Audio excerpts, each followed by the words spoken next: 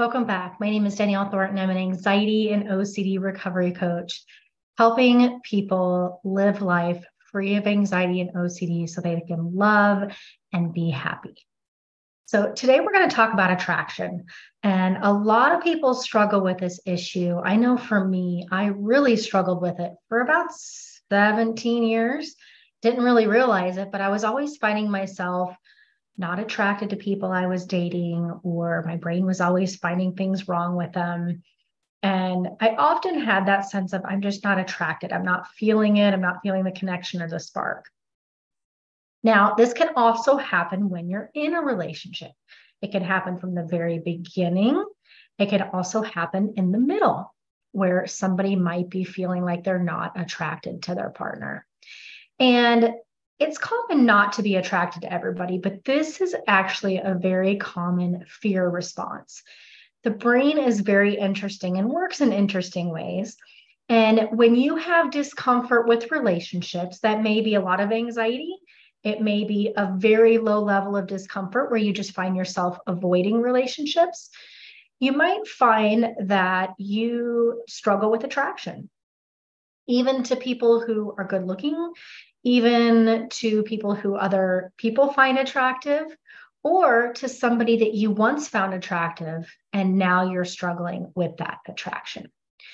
What happens is that the brain really starts to hyper focus on negatives, and it starts to look for certain feelings when it feels like it needs to protect you. Sometimes the brain finds that relationships are scary, they're uncomfortable, we might get hurt. So our brain starts to try to protect us. And when it does this, it shifts our perspective, it changes. It starts to scan for danger. So back during the period of time where I was single for a very long time, I didn't realize my brain was doing this at that time, but it was hyper focusing and judging people in a very negative way. It was seeing more of the negatives than it was the positives. And it was making very small negative things big, right? Fear exaggerates things. So it will seek perfection, either in the way that somebody looks or compatibility, or it will think that we need all of these check boxes ticked off our list in order to be happy. It will hyper focus on people's flaws. It will hyper focus on our flaws and think that we need to be perfect before we can get into a relationship. It judges way too quickly. Now, what do you do when you notice that this is a pattern in your life, either if you're dating or you're in a relationship and that you're struggling with attraction? So I'm going to give you 8 tips, 4 if you're dating, 4 if you're in a relationship, and then we'll explore a little bit further after that. Now, first, if you are dating, I want you to pick 5 qualities that you absolutely have to have in a partner. Things that are important at your core, right? For me, that would have been emotional availability, kindness, outgoing, financially stable, and somebody who wants a family. The reason why I want you to pick 5 is because I want you to, when you're dating, I want you to use these 5 must-haves to guide you in who you're looking for. And then the rest of it, you're going to let go. You're going to pick the 5 most important things that you are looking for.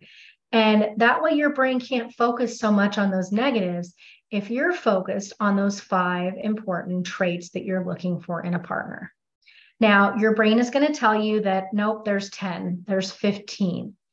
If you want to go to 6, that's fine, but stick to that, because we want to narrow it down to the most important things, and everything else is icing on the cake. And you're also going to get some things that you don't want, right? That's everybody. Nobody finds a perfect partner. The next thing I want you to work on is not judging too quickly. So as you are getting to know somebody, when you notice your brain judging them, I want you to stop it, stop the judgment, and just keep talking. Be in the present moment, focus on the date. You can decide whether you like them or not later, but don't spend the whole date judging what they say, what they do, what they're wearing, right? We want to look at the big picture and not judge every little moment and thing that you notice during that date. I want you to look for patterns of behavior and not just one thing that you determine is a red flag when it may not be, right? Anxiety will cause us to hyper focus on one thing and think that, oh my gosh, because they did this, there's something wrong. There may or may not be, but oftentimes when we're anxious, we judge a moment or a situation and it may or may not be true. So I want you to make sure that you are put that thing in your back pocket is okay, well, this guy, hasn't been in a relationship in 10 years. Is that a red flag? I don't know, maybe. Let me put that in my back pocket and just get to know more about him. Instead of saying, oh, well, if he hasn't been in a relationship in 10 years, there's something wrong with him. There's a lot of factors there. So don't take one thing and make it mean something. You want to look at the big picture or a pattern of behaviors. Next, I want you to write down your 3, maybe 5 at the most, but 3 deal breakers, okay? And these are the things that even if you met the best looking person and most charming person on the earth, these 3, maybe 5 things are deal breakers for you. Maybe that's drug use. Maybe that's addiction. Those are both pretty good deal breakers, right? Criminal history, maybe. It doesn't mean that we can't forgive or overlook things, but for a lot of us, these are common deal breakers. Marriage would be another one, right? So I want you to use your must-haves and your deal breakers as a guide, and the rest is going to be flexible. Now, if you are in a relationship, 4 tips that I want to give you. Number 1, focus on what you like about your partner, not what you don't like. Again, the anxious brain will hyper-focus on the negative. You can train your brain not to do this. I want you to start focusing on what you do like about your partner a lot more than what you don't. It's okay if you notice something that you don't like, but I don't want you to hyper-focus on that. I want you to start to practice and be grateful for what you do like about your partner. Accepting them for who they are is very important. Number 2, you're going to practice also accepting your partner's flaws and their shortcomings. Everybody is going to have them, okay? So we need to allow our partners to be imperfect because, number 3, we're not perfect either, right? So it's important that we accept our own shortcomings and we don't beat ourselves up for it. The same is true with our partner. We have to accept that they have flaws.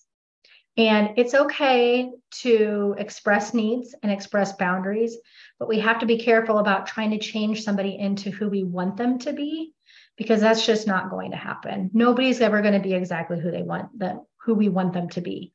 We can express our needs, right? We can have needs, but you want to choose carefully which needs that you're asking for and that you're not expecting perfection and asking somebody to completely change. So number 2, accepting your partner's flaws. And number 3, accepting that we have flaws as well and that everyone in all relationships are imperfect. And then number 4, I want you to move towards intimacy even when it's uncomfortable. Now, this doesn't go for a brand new relationship where you've just met 2 weeks ago. I'm not saying go have sex with this person, right? And I'm not saying if the person has done something that you need to be intimate with them. What I'm saying is discomfort, fear, and anxiety will often cause us to avoid intimacy. And our brain's going to come up with all kinds of excuses as why we shouldn't do it. What we need to do is push ourselves towards the discomforts and the fears that we have so that they will eventually become comfortable. Because the more you avoid, the more you're going to reinforce the discomfort and fear. Believe me, I avoided relationships for about 17 years of my life, and it just made that anxiety worse when I decided to get into a relationship. I worked through it, but I wish I wouldn't have avoided for so long because avoidance always reinforces that fear and discomfort. Now, if any of you are experiencing anxiety in relationships or even relationship OCD, which consists of obsessions about relationships, so constantly thinking about them, followed by compulsions to get rid of the discomfort or gain certainty, things like reassurance seeking, checking, ruminating, comparing, there's a bunch of them. You can check out the description below for recovery programs. I have personally fully recovered from relationship anxiety, relationship OCD, fearful avoidant attachment style, whatever you want to call it. It's all kind of coming from the same place. OCD is a bit of a different animal, but it's all fear and anxiety based. I am here to help you with this. I hope these tips were really helpful. Stay tuned for more videos. Make sure you subscribe and comment if you enjoyed this material, and we'll talk to you very soon.